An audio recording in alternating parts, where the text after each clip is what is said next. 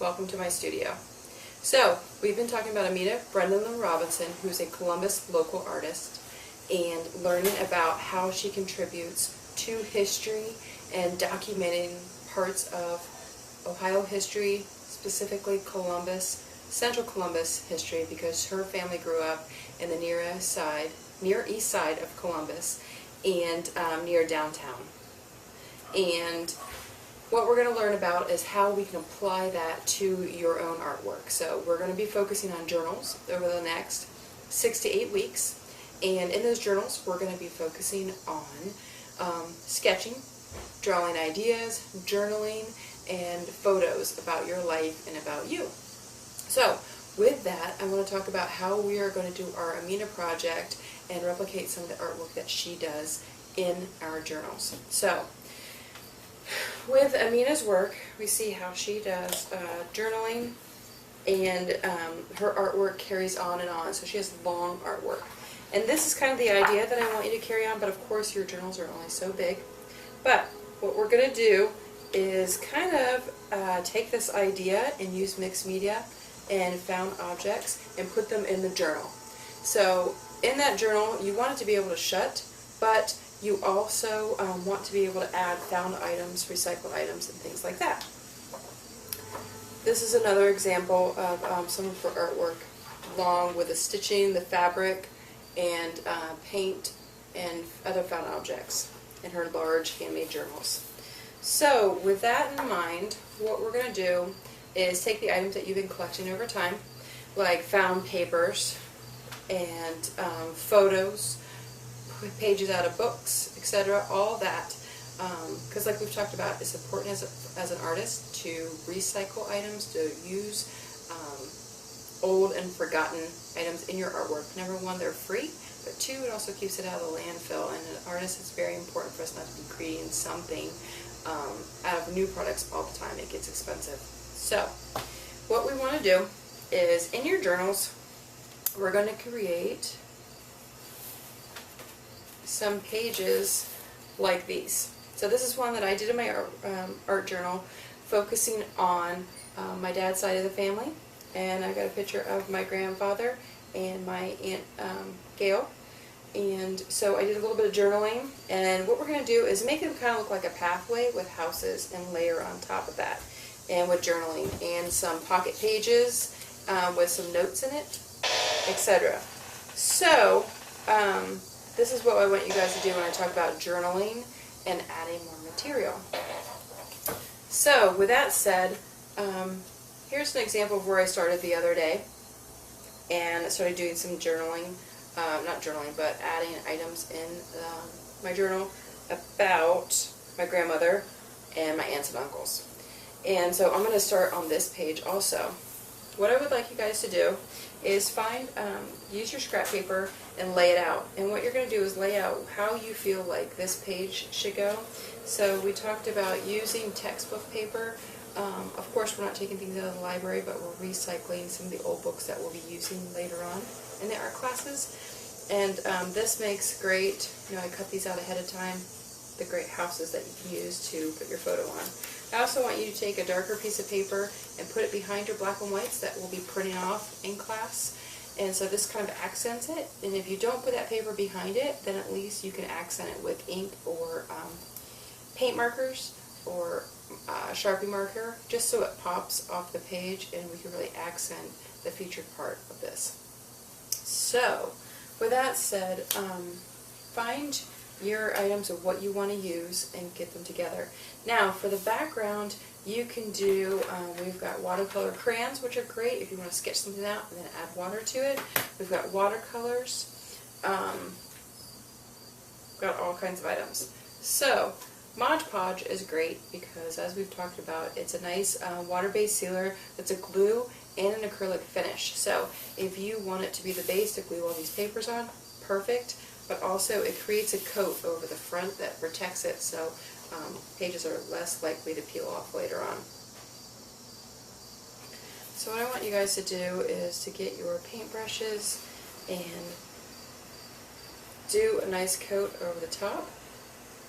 There is this thing as too much, so since it's acrylic and this is Ohio, which is really humid, you don't want too much of it. So be gracious with this.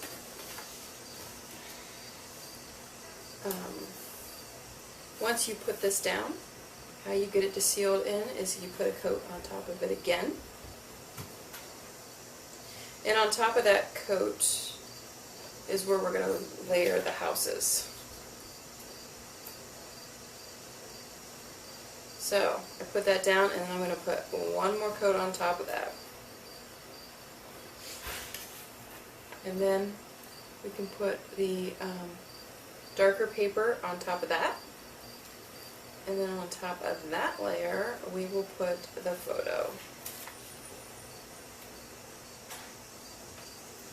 Now make sure you're thinking about the stories that we're doing in here, because what the project is to make sure that it's part of your family past or friends, neighborhoods, something that you're going to carry on this story. So a lot of times what we're finding is that grandparents will retell the stories, but if the kids are too busy to listen, the story doesn't always get carried on and retold.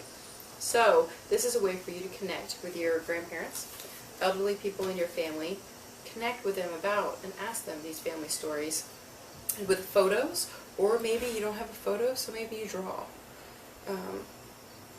what you learned from that story, and then you can put it in there and journal that story so it gets carried on.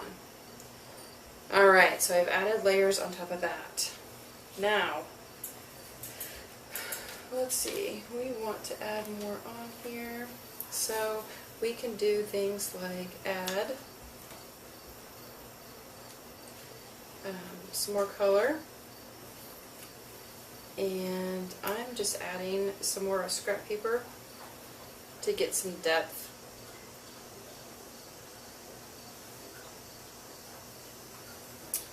And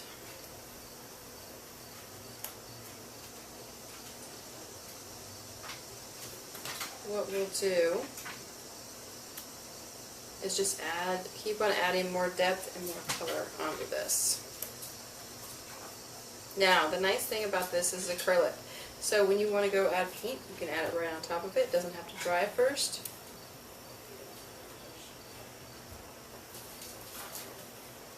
And make sure we close this up, and make sure you rinse your brush too. So the other item that we've talked about a little bit are alcohol inks.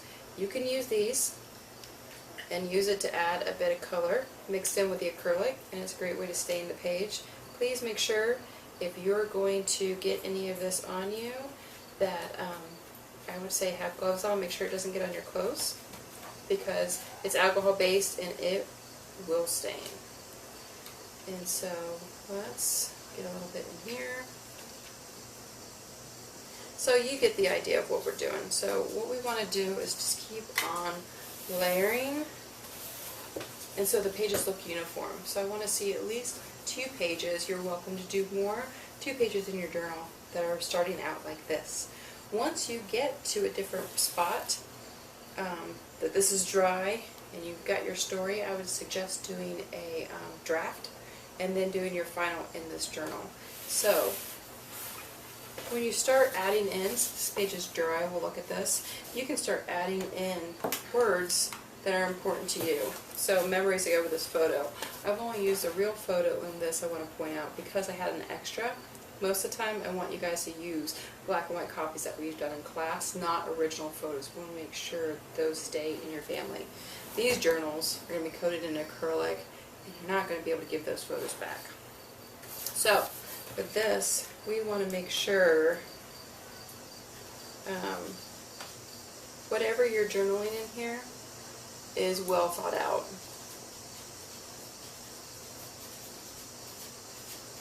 And make sure that it's a utensil that works really well, unlike this marker that I just picked.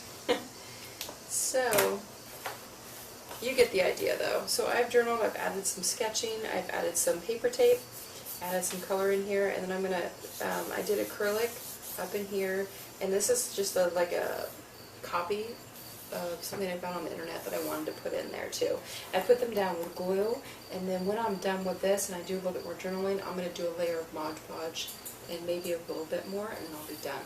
So this is an idea of how to approach the journaling. You can also do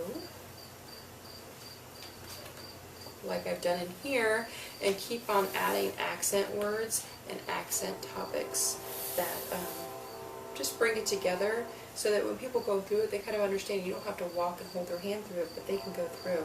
When I talked about a pocket page, that's this.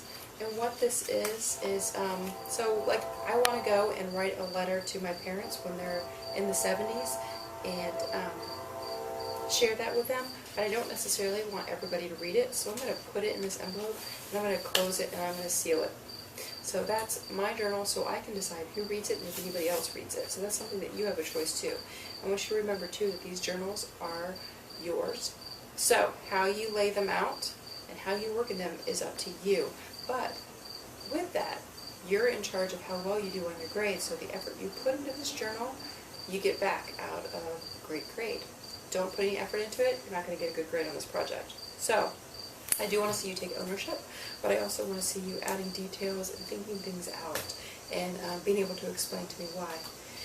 When I say that this is your journal, if you've got private things in here you don't want me to read, I'm okay with you putting a piece of paper on it and a light piece of tape that says that I can look but don't read, and I will totally respect that. So that is basically our journaling project in a nutshell, what we're going to go over. We will be journaling every day that you're in art class for the next 6 to 8 weeks. In that time, it's very important that you're adding to this journal. I want it to go year-round, but at least when you start doing something and practicing in the beginning, it becomes habit after you've done it for a couple of weeks. And that's what I want you guys to get in the habit of doing, is creating this habit of journaling. Whether it be an art journal or a writing journal, it's very important. That's all I have. Thanks.